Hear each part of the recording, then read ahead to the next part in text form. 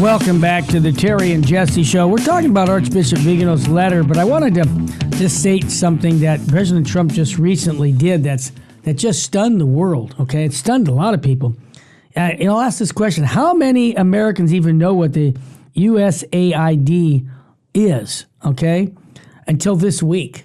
Well, what it is it's a program started by President John F. Kennedy back in 1961, officially named the United States Agency for International Development. And are you sitting down? It spends, are you ready?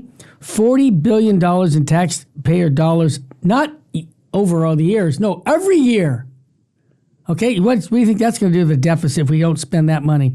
Over $40 billion in taxpayers' dollars every year on various initiatives overseas, much of which are completely a waste of money. And Elon Musk, okay, who's working for the Trump administration. You know, Terry, I think that's unreasonable of you to call. Are you calling a waste of money $75,000 to produce a play? Exactly. In you know Peru? about that? Yes, exactly. Yeah, you think?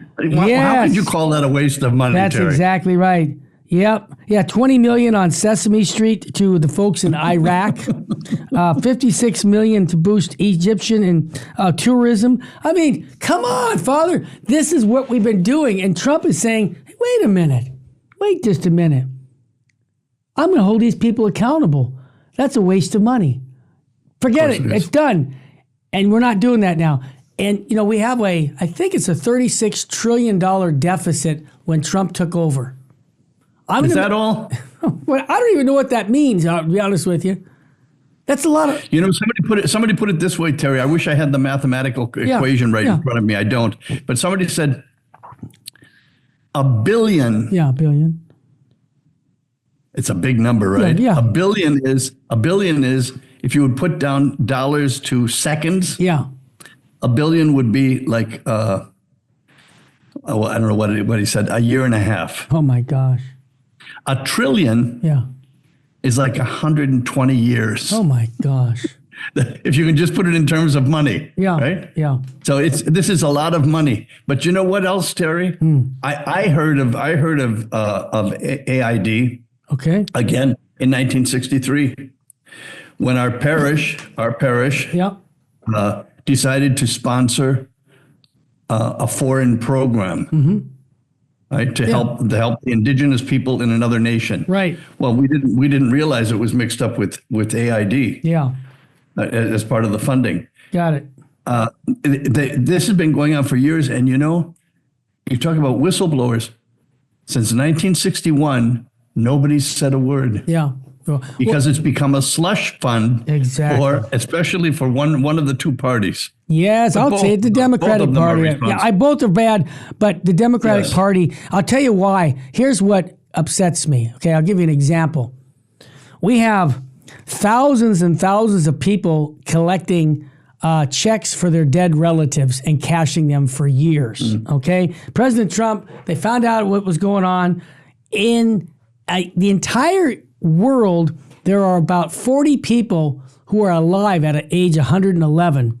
And in America, it shows on the books that we have 7,000 Americans who are alive at an age of 111, and the checks for the government are still going to those people. In other words, in the entire world, there are 140 people who are over. No, just 40, not 140. Oh, just 40 people who are over 111. 111. Yeah, and 7,000 of them live in the United States. Yes, you see how crazy. And so here's the point I'm making.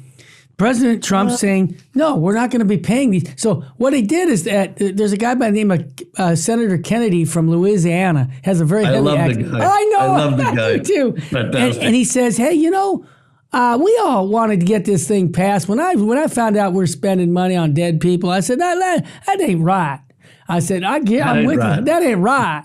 And so he says, we got to pass this law. Well, when he went to pass it, and I'll just be honest with you, the Democratic Party said, no, this is wrong for you to take that money. This entitlement mentality is so strong, they seem to think that because you're related to grandma, those checks should continue to go to you. that is the problem with us right now, Father Murr. One of the problems is the entitlement mentality that says you owe everything to me. And now when President Trump is saying to this administration, let's look at some waste here in this government, and there's a lot of it, and it's going to knock down the deficit. But a lot of people aren't going to be very happy when they find out that the check they've been receiving for their dead grandma for the last 20 years isn't coming.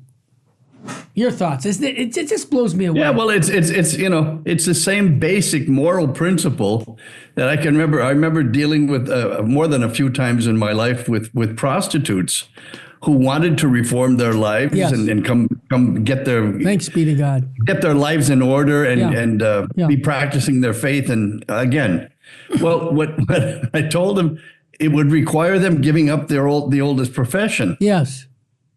Well, I don't know about that. What do you mean you don't know about that?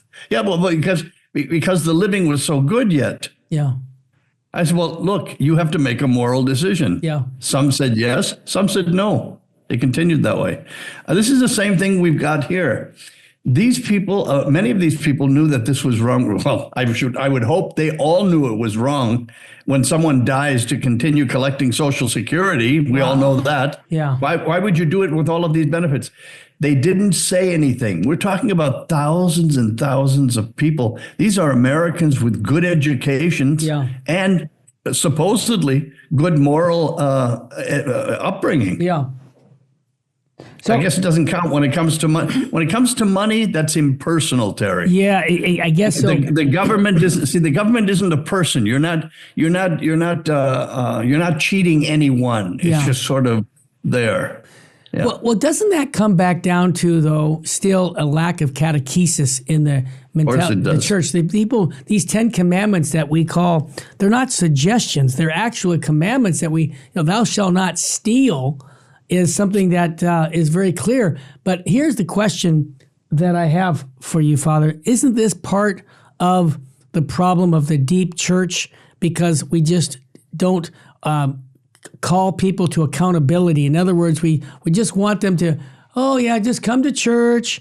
We're not going to ask you for anything, maybe some money, but we're not going to ask you to change your life because we want to take you just the way you are. When in fact, our Lord loves them so much, He wants them to be having an intimate relationship with our Lord and to follow His commandments, not just show up. So I think, to me, and I'm just giving you my take, that's part of the deep church where we just don't teach people because we don't want to hold them accountable. Is that a fair statement? Yes. We've become very lax. Our clergy has. Yeah. And so has our laity. Nothing is really too sacred anymore that we would really have to consider it. Mm-hmm. I think most people have an idea of morality, Terry. Okay. That if you can do something and get away with it by not going to jail. What? It's okay. So basically, like killing an unborn baby, because for 50 some years, since Roe versus Wade, and states have been killing unborn babies, that if the state says it's okay, then it must be okay. That's right. That's what I hear you saying. I remember the moral question of humani vitae in high school. We were discussing it in high school. Okay. And it came down to this. I remember, actually it was before humani vitae was written. Wow. We were talking about birth control. We were just talking about the question of birth control as was traditionally understood by the Catholic Church. Yeah. And the idea was this, and I remember bringing this up. I said, it seems to me what I'm hearing is that birth control is right if a government needs a bigger population. For example, if we need more soldiers, then the government would be against birth control. What? As in Russia, sure, as in Russia. Yeah. In Russia, if you have 5 children, up until recently, I think it's still going on, the woman is declared a national mother, given honors and everything else. Yeah. Why? You need those men for the army. Right. That's true. And for the economy and everything else. Yeah. So it comes down to a practical thing. But if you don't need them, if you don't need them, then it's a sin to have more children. Incredible. So sin is this negotiable thing that has to go with the economy. Yeah. No, it goes with morality. Well, Things are either right or they're wrong. But we've played with this for so many years. Yeah. But I'll tell you, your point is absolutely right, Terry.